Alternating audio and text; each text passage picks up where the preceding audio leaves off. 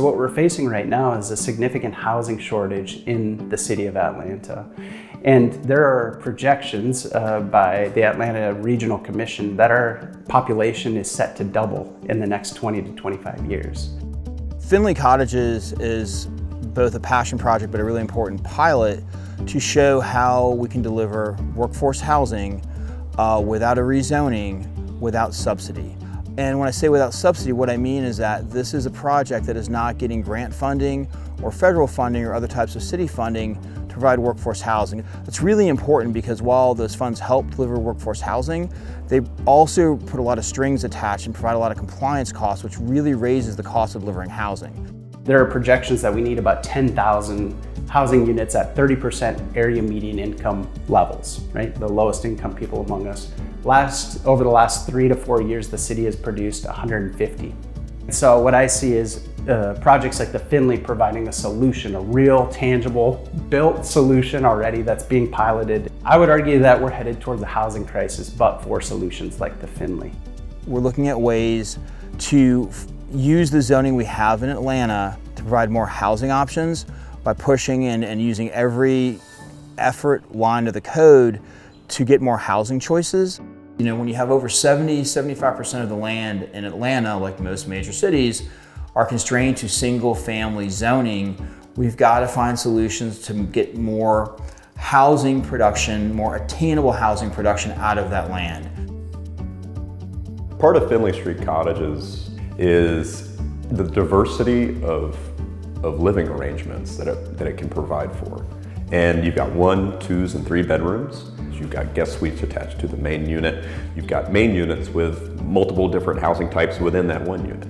We see this as an important way for a small developer or a small homeowner that wants to be owner-occupant to be able to have a house and have 1 to 2 supplemental sources of income to provide workforce housing for friends or neighbors. So this type of housing is appropriate for people, you know, doctors, lawyers, but also waitresses, for bus drivers, for people that are retired, or people that are, you know, entering elementary school for the first time. And when you live in a place like this, and you have a courtyard in the middle, and you have the green space, and it's part of a neighborhood feel, you really do start to see the type of community that can emerge. It's a community that'll be represented by multiple races, multiple age groups. And it's something that, you know, today in Atlanta, when you think about the type of new housing that's built, a lot of that large-scale single family is not really supporting the diversity that this city is made of. Right now in Atlanta, it's very difficult to find places where you can rent affordably or attainably and also still save money to potentially become a homeowner in the future. And as Atlanta's majority housing stock and zoning is single family zoning, it really becomes a bit of a bridge or a stepping stone for people like me who would one day like to own their home as well. One thing that we were conscious of whenever we were looking at the site is that we really wanted to keep the 2 existing homes that were on both of these properties. You see it all the time in Atlanta where developers will come in and essentially scrape the site clean and start over from scratch and create a new construction home. We really wanted to maintain that character that the neighborhood already has and then still provide other attainable housing options alongside that. I do like this property because it is community driven and the space is fantastic, and not to mention the affordability and walkability of this neighborhood. There's so much that I can walk to that I don't need to use a car to get to and from. So the location is incredibly important, and the space that's available for the rent cost is, you can't find that anywhere else in Atlanta.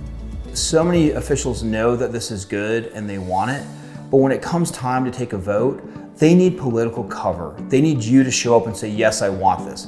It can't be 20 screaming neighbors saying no housing, no housing, no housing, and nobody's there to support the other side.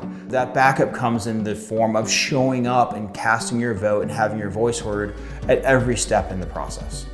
And there's several ways you can participate, particularly in the Atlanta Metro. There's a lot of groups like Microlife Institute that always use your support, and they're a great convener and connector to talk about housing and to do tours and provide examples. Also a group coming out of the ground from YIMBY and Neighbors for More Neighbors will be Abundant Housing. But also, most importantly, I would say, is on our blog at Kronberg Urbanists and Architects, we write about these issues all the time, and we write about them from a perspective of a community champion.